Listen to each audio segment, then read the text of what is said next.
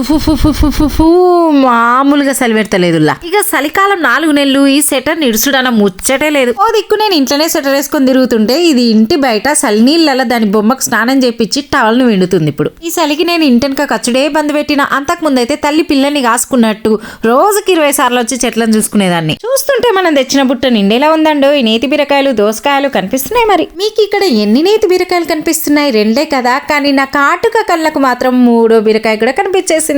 అవుగని మొన్న ఎవరో కామెంట్ చేశారండి, కార్తీక మాసంలో నేతి బీరకాయ తినాలి, తింటున్నారా అని. ఈ విషయం అయితే నేను ఎక్కడా వినలేదు. మరి తినాలా తినకూడదా కామెంట్ చేయండి. ఇవే కాకుండా 3 దోసకాయలు 1 బీరకాయ కూడా వచ్చేసింది. ఇంకా ఈ రోజు వండిన కూరగాయలన్నీ తెచ్చి ఇంటెనక మన పిక్నిక్ టేబుల్ వేసాం కదా, దానిపైన పెట్టేశాను. ఈ పిక్నిక్ టేబుల్ ని బుడ్డిదానికంటే ఎక్కువ నేనే వాడుతున్నాను. ఇదైతే ఇటా హోమ్ లో తీసుకున్నామండి. థ్యాంక్స్ గివింగ్ కూడా ఇటా హోమ్ లో ఫుల్ అంటే ఫుల్ ఆఫర్స్ ఇస్తున్నారండి. ఒకసారి చెక్ చేయండి. మీరు ఏమైనా కొనాలనుకుంటే మాత్రం SWATH అయిన కూపన్ కోడ్ వాడారంటే 20% ఆఫ్.